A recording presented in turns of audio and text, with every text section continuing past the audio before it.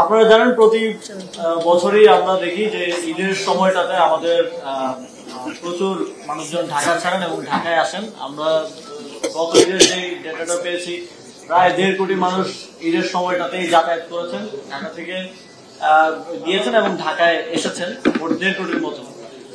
তো এটা স্বাভাবিক সময় থেকে অবশ্যই অনেক বেশি এবং এমন আছে একদিনে 30 লক্ষ মানুষ যাতায়াত করেছেন।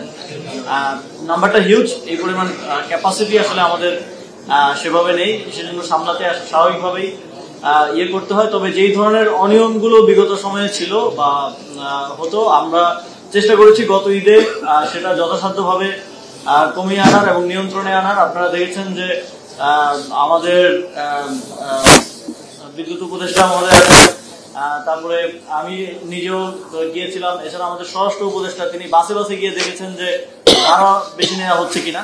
এবং এর বাইরেও যেই সংস্থাগুলো আছে তারাও মোবাইল কোর্ট পরিচালনা করেছেন, যাতে করে এই ঈদের সময়টা আমাদের নাগরিকদের জন্য, নাগরিকদের যাতায়াতের জন্য একটা ব্যাড এক্সপিরিয়েন্স না হয়, একটা ভালো এক্সপিরিয়েন্স যাতে আমরা দিতে পারি। ঈদ তো আসলে আনন্দের, সুতরাং যাতায়াতটা যেন আনন্দের সাথে ধরতে হয় এবং কোনো খারাপ এক্সপিরিয়েন্স নিয়ে এই ঈদের ছুটিটা আমাদের জনসাধারণকে কাটাতে না হয়, সেটা নিশ্চিত করার জন্য চেষ্টা করেছি। তবে গত ঈদের থেকে আমাদের কিছু জিনিস উপলব্ধি আমাদের হয়েছে, যে জায়গাগুলোতে আমাদের ল্যাকিংস ছিল, তারপরেও সেগুলো এবার আমরা আরো ভালোভাবে অ্যাড্রেস করার চেষ্টা করবো।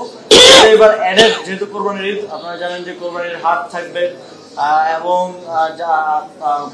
কোরবানির পশু যাতায়াত, পরিবহন, তারপর দেখা যায় যে যারা কোরবানির হাটে পশু বিক্রি করেন তাদের টাকা পয়সা ছিনতাই হওয়ার মতো ঘটনাগুলো ঘটে থাকে সাধারণত।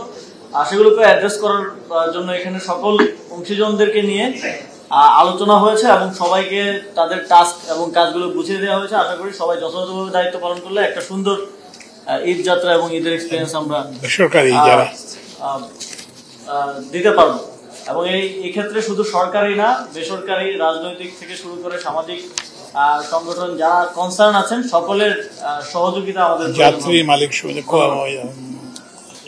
সমিতি, পরিবহন, এক্ষেত্রে পরিবহন মালিক সমিতি এবং যাত্রীদেরও মালিক শ্রমিক সমিতি এবং যাত্রীদেরও যে সংগঠনগুলো আছে আপনাদেরও সহযোগিতা আমরা চাইবো। এবং যে কোনো ধরনের অনিয়ম কিংবা চাঁদাবাজি কিংবা যে কোনো ধরনের অভিযোগ আপনারা সংশ্লিষ্ট কর্তৃপক্ষকে দেবেন।